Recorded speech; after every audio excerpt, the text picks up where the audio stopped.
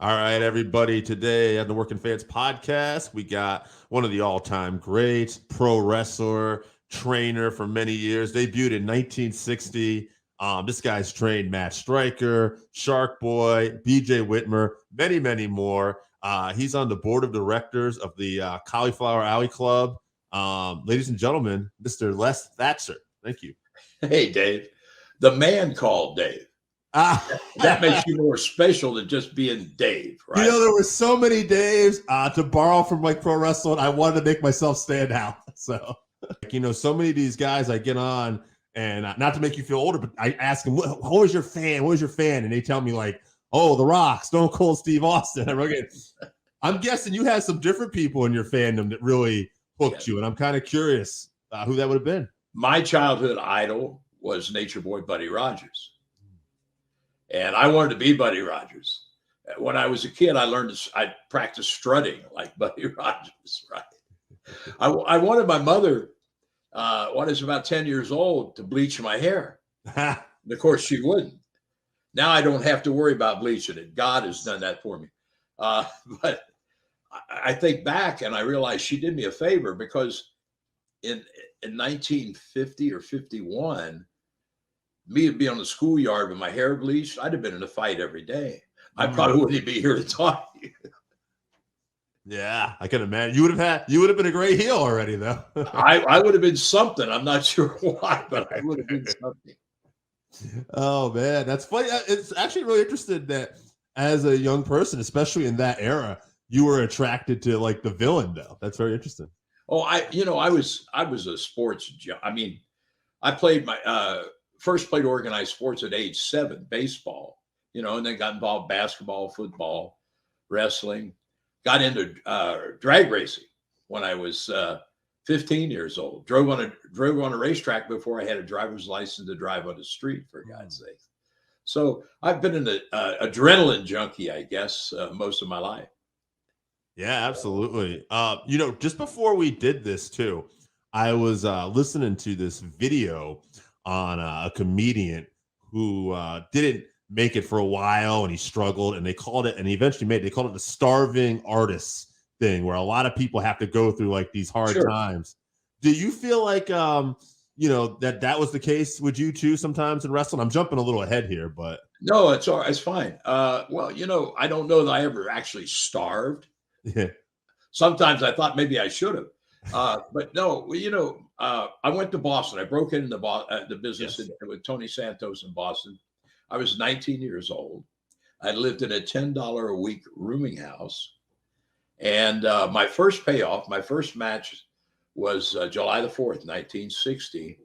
I wrestled twice, singles match and a tag. I got $12. So I wasn't completely broke. I had $12. But the truth is, picking up $15, $20, $25. Now, for a 19-year-old kid living relatively cheap, if I was making, say, $125, $150 a week, that's more than a lot of people working a 40-hour week were making back in 1960. So it was, but the business back then, I mean, it was territories were up, they were down. And that was the great thing about being able to move around. Business fell off one place, you picked up the phone and called around to see if you could find another. But yeah, but there were times that, I remember the rooming house, when I watched the Pat Patterson documentary that WWE did, he stands in front of that house. It's 72 Westland Avenue in Boston. And I'm looking at it, watching him stand. He said, "This is where I lived." I said, "Oh my God, this is a 6-figure condo now, right?" And all of us were living there for $10 a week. Plus, I wasn't going to mention, I actually forgot about this. When you mentioned that Pillman Memorial Show, I grew up a big Brian Pillman fan. What was your relationship with Pillman? And was it you or who was involved with putting on the Pillman Memorial Show? Well, that was my brain aneurysm or whatever. Well, we're both Cincinnati boys, right? Yes. So Bengals, by the way, They at least got to the Super Bowl. I was with you. I was with you on that one. I wanted to make a section. They would have been, talk about great stories, right? Yes. They weren't even expected to win their division. But anyway, when Brian started wrestling, I wasn't even at home. Like my mom or my dad, somebody sent me some clippings because they were doing, local boy, played for the Bengals, going to be a pro wrestler. Okay.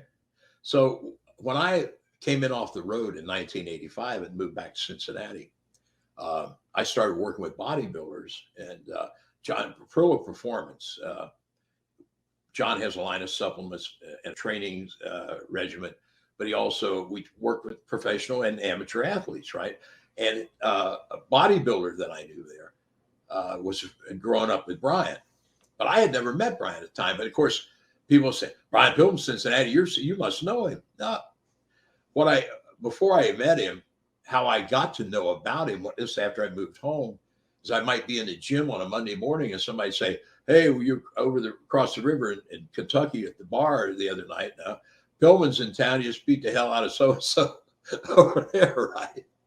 So I met him he came into the Perillo's office, and that's where Brian and I first met. And he sent me a young man to train. But then once he came back off the accident, right, and he was trying to get back in ring shape, he came up and worked out at my place. And talk about frustrating. It was frustrating for me to watch him, right?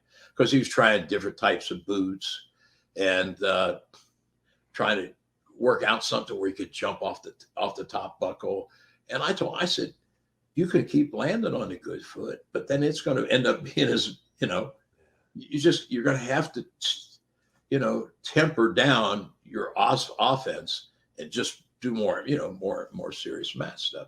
So we didn't get to be the closest of friends, but I certainly understood his desire, his passion for the business, and his frustration. And at his age, it might be almost over, right? So the night he died, a bunch of the kids that I was training were at my house, and the young man that he had sent me was there, and just they announced Brian's passing on the phone. The young kid that he had sent to me had just gotten off the phone with Melanie, with Brian's wife, and telling him about it. So we just started thinking about it. Nobody ever thought it would be as big as it was. Nobody ever thought it'd be 4 shows, right? Hey, let's run a little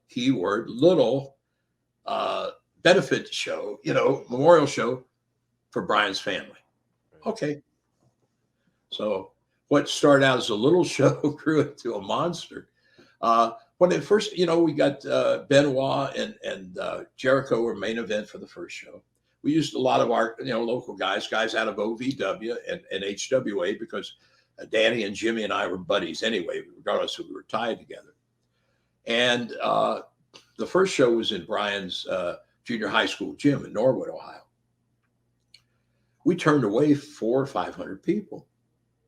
I mean, we never expect in a drizzle, right? People are lined up outside to get in. We had 4 of the wrestlers that for the VIP pass, you got a Polaroid with them, right? It was Al Snow, Benoit, Jericho, Chris Candido, Snow, and Sonny, 6 people. And we had so many that they stayed after the matches were over to finish up getting the pictures taken, right? And I had no idea it was going to be as big as it was. And I was dead tired the next day. And I'm sitting at my desk at the gym and thinking, can we do this again and make it a little bit better? Yeah, we can do that. So 3 more years, 3 more Pillman shows. And they grew so, I mean, my God, have you seen the Pillman anthology, the 20th anniversary? The crazy thing about it, Dave, is these guys showed up on their day off. They could have been home playing with the kids or sleeping or drinking beer and getting drunk, right? And if you watch those shows, nobody phoned it in. everybody busted their butt to work their butts off. And so the second show became the third show, and the third show became the fourth show. We raised over $120,000 for the family over the 4 years. And I'm so proud of the volunteers and the wrestlers. I mean, what an accomplishment.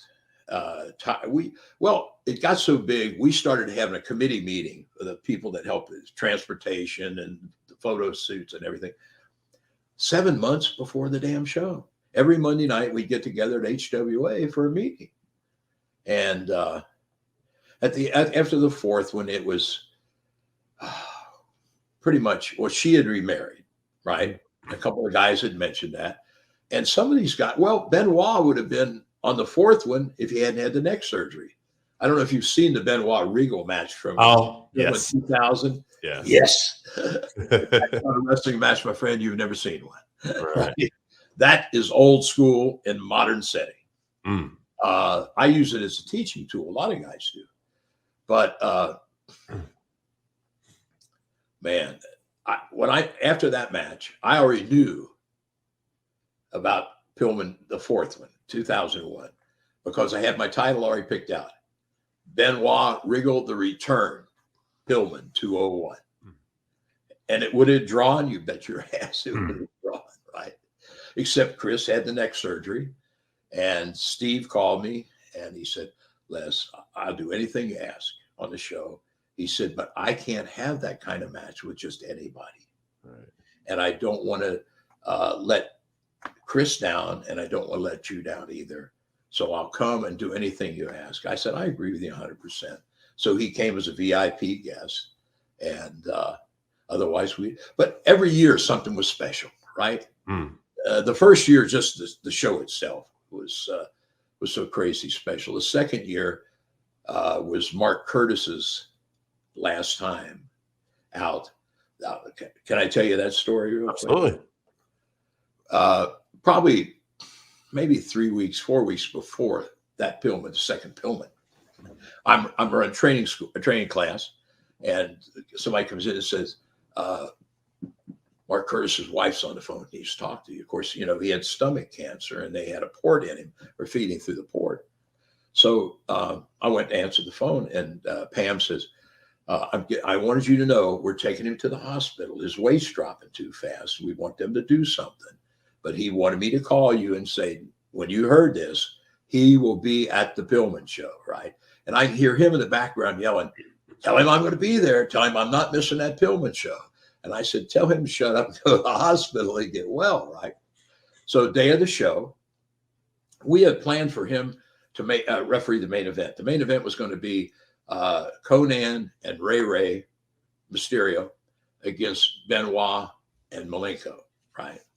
So I was afraid maybe that'd be too taxing on him, right? Because of his illness. So Terry Taylor was wrestling, who was it? Oh, Tom Pritchard, Dr. Tom. So I said, Brian, do this match, right? This will be a little easier on you. Hmm. So he did. So I was doing my own ring announcing that year. So I'm out for the main event, and I'm waiting for a referee, and the one that comes to the door, guess who? Right. And so he gets in the ring, and I said, I thought you weren't going to do it. Les, I want to do this. I said, do you think you can get it? Can you get through this? He said, yeah. He said, are you going to watch the match from ringside? I said, yeah. Well, if I can't make it, you can carry me in the back, can't you? Wow. Talk about somebody that was a great human being, Mark Curtis. Love that man so much and miss him. But that was so special about that show, right? And then, of course, the Regal Benoit match in the third show. The fourth show, Dean Malenko announces his retirement, right? So there was just something about those shows that were extra, But you realize, too, that if you wanted to see ECW, WCW, and WWF all in one building in the same night, you had to come to my show. And I was proud of that, too, Dave, because I figured those companies trusted me to give everybody, equal billing and not try to, push somebody to the front and and push somebody in the back. But yeah, that was a great thing about those shows. It really was. My producer is in the comments. He's loving this interview, and he actually wants me to ask this question. It gets asked a lot. What are your top Mount Rushmore for wrestling minds? Wow, I have known so many great Right. right. I don't know. That's I know you're only supposed to put four heads on Mount Rushmore. There's probably a ton. We're gonna have to find a big Mount Rushmore for all these. Probably one of my mentors, and to me, one of the greatest bookers I've ever known was Leo Garibaldi. Mm. Amazing. George Scott was a great booker. Eddie Graham, magnificent. And all the great bookers had something in common. They were all wrestlers. And now we have a lot of bookers. I didn't say great, did I? And have never taken a bump in their life. How does that work? Yeah. I'm a radio commentator, but I never listen to radio. Right. How do you get that passion, that experience if you can't pull from it? You can't. And if you've never been in that ring, you really don't know the feel of the ebb and flow of a match. And, I've said to people, if Ernest Hemingway came back from the grave and wanted to write wrestling, would I let him? Sure. But I'd have somebody like Tully Blanchard or Arn Anderson or somebody sit down with a red pencil and say, this is too far. You've gone too far. This is not far enough. Yeah. Because if you haven't done it, you can't. Well, stop and think about the great actors of the movies. If they're going to play a part of someone or something that they've never, what do? They study it, right? Right. So when I hear this guy wrote great comedy for this network, or I don't care. Yeah. If I want to watch great comedy on the network, then he's my guy. It reminds me, I heard someone say recently that when you're coming up and you look back at the great creative ideas, there's usually multiple people actually involved. Meaning, like, to your point, I think, sure, you can contribute, but you better have someone who actually did it in there as well. Great bookers, yes. Well, let's say you and I are having a match, right? And the booker's sitting down with us, right? He's going to say, here's what I figure, guys, and here's what I got to look for the finish. Dave, what do you think? And you may throw out a little something, and then I'll say, and I'll throw out a little something, right? He may use both our somethings. He may use neither one, or it may give him an idea to change something yet that none of us have come up with, right? Yeah, and that's one of the problems that I have, because to me, if I have a roster of 30 people, I want all of them to be creative or to be able to contribute if they're asked to, right? And so I don't want someone coming up to me and saying, hey, you're going to be a lawyer. What? I don't know you. Well, you're a lawyer anyway. Right? It doesn't work that way. No.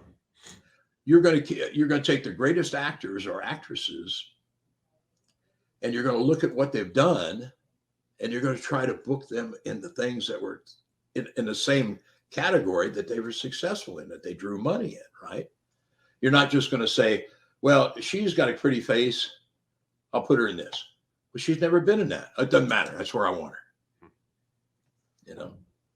No, it's, and I don't mean to sound like, well, old school. It's not that. Everything evolves. Right. But this business could be so much better. Because they're not drawing everyone in. And if they think they are, they're smoking better stuff than anybody. I just heard someone say that too.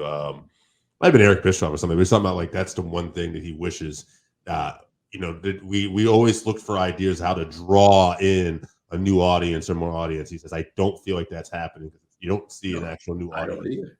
Yeah. You want to talk about a current great mind, a guy that so many people hate?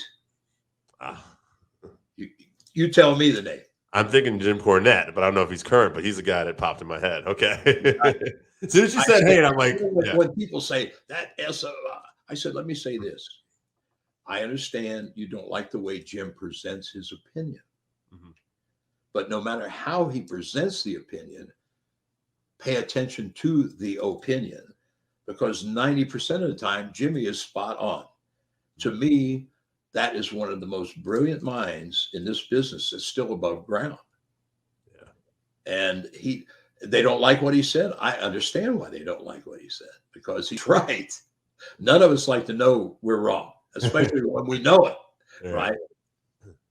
Yeah, I mean, it's interesting too. I mean, I know he recently, not Jim Cook, but another mind, Jim Ross recently went through some stuff, and he's getting a lot of support. But before that, I remember he was getting some people online and were mad at him because maybe he mispronounced the name or something. I'm like, this is one of the greatest announcers of all time. Like I tuned in as a kid. I found Mid-South Wrestling. It popped up. I was living in New Jersey, and I'm like, what is this? And it was Jim Ross was one of those key guys that drew me in because of his passion. Yeah, I agree with you. Well, now you asked for your producer asked for a Mount Rushmore. Yeah, I can give you what I think is my Mount Rushmore for announcer. Sure. I don't call them announcers, commentators. Announcer is the guy that gets in the ring. Okay, and I have been blessed to work with a Mount Rushmore of wrestling commentators: Jim Ross, Gordon Soley, Lance Russell, Bob Cottle. There you go. Thank you very much. If that's not Mount Rushmore, I don't know where the hell it's at. and another guy who's not real famous, but is a talented commentator, is Charlie Platt, who did Southeastern out of Dothan, Alabama for years. He just never was in a big market, but I worked with Charlie down there some.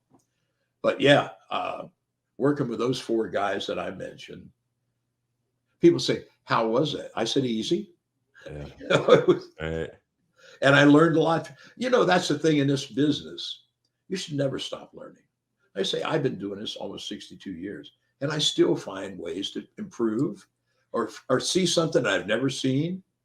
Some things I see I've never seen, I don't want to see again, but some I think, I want to steal that, So you should never stop learning this business. It's interesting you just said that, because I was going to ask you this. Because, right, you always want to improve on something. So even though you broke in at a good time, a lot of people helped you train. You become a trainer. So what were some things maybe you said, okay, I want to incorporate this, or was there something you looked for, something different? It's a whole different way now, too, because when these guys come to me or Tom Pritchard or Rip Rogers or whoever, Rudy Gonzalez, they're very smart to the business. They think, but they've watched it, right? And they've talked to people. They're not really smart to the business. It's just an opinion that they have, not the trainers. That makes it tougher, honestly, because you have to break some of their perceptions. You have to. I think a lot of kids today that watch wrestling and get excited about it. I want to be a wrestler. It's all an act. I can be an actor. If you can be an actor that gets hurt.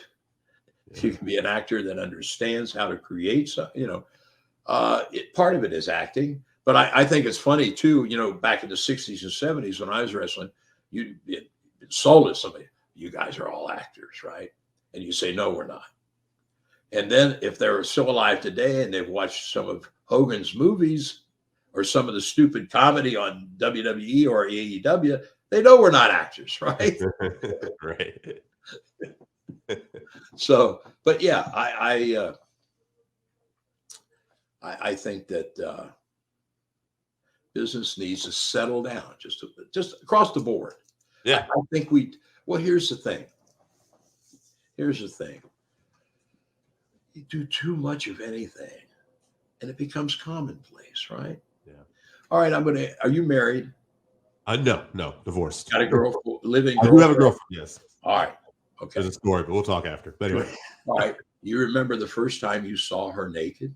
Yes, of course. Of course you do. Of course you do. We all do. Do you remember the 300th time? Don't bother to answer. I know the answer, and it is no. That's all our answers, because why? It becomes commonplace, right? Okay. How many, before this week is out and you get done watching wrestling, how many dives do you think you're going to see? I thought about this recently. How many broken tables are you going to see? Right. How many of the same spots done over and friggin' over and over are you going to see? So what I just explained about you and your girlfriend are exactly the same about wrestlers and wrestling fans. They watch it, but it's not the same anymore. And then you do it over and over and over. You know, we use the same finishes sometimes, but never in the same town a week later, maybe a year later, or in a different town, right? That's my biggest problem is it is so, I hate to use the word scripted, because if it's scripted, a lot of these people can't read, I'm thinking, because if it's scripted, it's not good scripts. And the people aren't actors anyway, you know? And it's, to me, I just want to see a little more. Again, like we mentioned earlier, I want to draw Dave in. I want to, you know, I want him to say to it, man, you should have watched that. I'm not sure he didn't really kick his, you know. I think it touched on something. I'm gonna give you a couple more questions, but I just want to say this. I think you touched on something. It's not even just pro wrestling either anymore. Like, I think oversaturation, just in like how many times Netflix just releases something out, everybody binge watches, and I'm gonna do this, and it's created this market. And it's funny because I watched something completely out of wrestling recently on Disney Plus. They had like The Mandalorian. You watch this show, but they were releasing it every week, one episode. And I like that because I like, maybe it's the pro wrestling. Draw me in, make me wait a week, build that anticipation up. That's what I enjoy. I don't want to watch all 8 episodes in one day. Do you watch TV dramas? Sure. Have you seen Yellowstone? No, that's one I've been meaning to check out, though. Okay. Get on it, boy. Okay. Did you watch Justified? Yes. Love Justified. Raylan Givens, if I was running a promotion, found the right guy, he's going to use that gimmick as his baby. He's going to be my head baby face. And I want to use that, their theme music off of Justified. I just thought that was great. But you stop and think about it. He's the perfect baby face. Right. He made his comebacks. He sold, right? He had his ups. He had his downs. He was never Superman. And and why do you keep going back every week? Because they leave you wanting more, right? It's amazing. The older I got too, I was telling someone like how much like real everything else going on. It's like pro wrestling, from politics to, you'll see certain wrestlers, not wrestlers, but certain people maybe in basketball or football. You'll see them starting to play like a character almost. They're doing something. Or Conor McGregor in the UFC. MMA is a great example of it. You see these, and even boxing, you see these different people trying to get over what they're saying in interviews. And I'm like, man, everybody used to tell me wrestling wasn't real. Bullshit. Wrestling's real. It's everything else. Exactly. Sure. But you're right. It's, the great promos of our era. If Wahoo McDaniel grabbed that microphone and said, next Friday night, I'm going to kick Dave's ass. The people watching went to the bank with that. Right. Because they knew who he was. He projected that. They believed what he was saying. And if you didn't believe any of it, I know him personally, he would have kicked your ass. He was capable. Talk about some of the baddest, serious, bad, tough guys. That was one too, right there, Wahoo. But yes, some of these promos are, they're mouthing somebody else's words. Right. That's the problem too.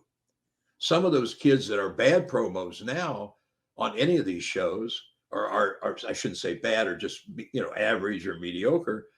If you cut them loose, some of them may be the next Jim Cornette, the next, Rick, whoever, but if you're putting words in their mouth, and that's what they're doing, they're saying your words with your passion, basically. Right. Right. And it's I think too micromanaged and too, programmed or written, right? Mm-hmm. Improv is what this business was made about. That's the beauty of it. That's the passion that comes out, is when not recently, but Cody Rhodes, you mentioned Aldis earlier. Yep. The match that Rhodes and Aldis had for the NWA belt. Okay. I said that match in Chicago. Yeah. I don't care who else was on the card. It was insignificant. When they went to the ring, the match was already over before the bell rang to start it. Why? Because these two guys did serious promos talking about the other guy's weaknesses, how I want the belt. Cody's talking about the history with his dad. All this is saying that, but they're not doing any stupid crap, right? Or any goofiness, right? They did wrestling promos for a wrestling match. Isn't that clever? Mhm. It's almost like, where'd they think that up at, right? But that's my point. You bought it. I bought it. Yeah. Now, I don't think Cody is the greatest technical wrestler. He's a solid worker. He's not a great worker, but his promos get his little butt over. They do, and it's a different promo from his dad, but still the sincerity of those promos. You know. Absolutely. All right, two more things, and I want to just ask you. One of them is you received the Art Abrams Lifetime Achievement Award. Yes, sir. Tell everybody a little bit about Art Abrams and what this award meant to you. I never met Art Abrams. Art was, excuse me. Art was one of the original officers of Cauliflower Alley. Okay. And that's who the award is named after. It meant a lot. Other people that I can't give you everybody's name, but if I say Danny Hodge has that award, Sure. So that means I've got it too. Okay, that's all I need to hear. If I've got something Danny's got, I'm good. But That was a legitimate badass too, by the way. yeah, but he talked to you like your grandpa, Mm. right? Dave, how you doing? Right? He was the sweetest assassin that I've ever met in my life. That's awesome. Well, Les, we've been a little over an hour. We took up some good time. I appreciate it. Why don't we wrap this up by just telling people, is there anything that you want to tell people you have coming up or anything? Let me give you my address and send me money. How's that? Well, you know, I'm around this part of I'm available for weekend training camps or one-day seminars. They can reach me at lesthatcher28@gmail.com if they're interested, and I'll send them out all the information. And I have we have 3 sets of videos out with Joe Dombrowski and myself. The Lost Developmental Tapes, that's Memories from the Heartland, part number 1, number 2, both are 2 DVD sets, over 6 hours of content of matches. And realize HWA, we had Rosie, you know, Umaga, you know, Shannon Moore, Charlie Haas. I mean, Haku, we had a crew of guys.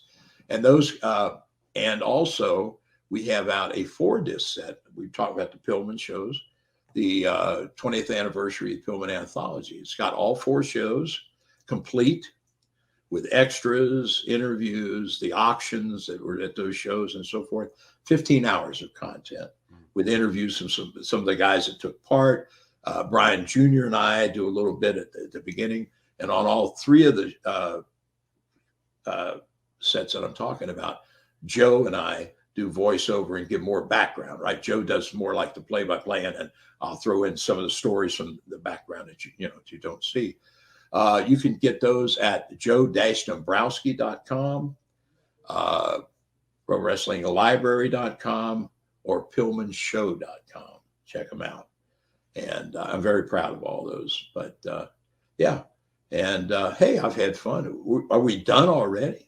Yeah, we go about an hour, but I'll tell you what, Les, honestly, I feel like we have plenty more we could talk about in the future. So, you know, I won't burden you like every week, but maybe a couple months down the line. Listen, I've enjoyed it, Dave, and let's do it again. Absolutely. You know? Thank you, There Les. might be something else I'd rather.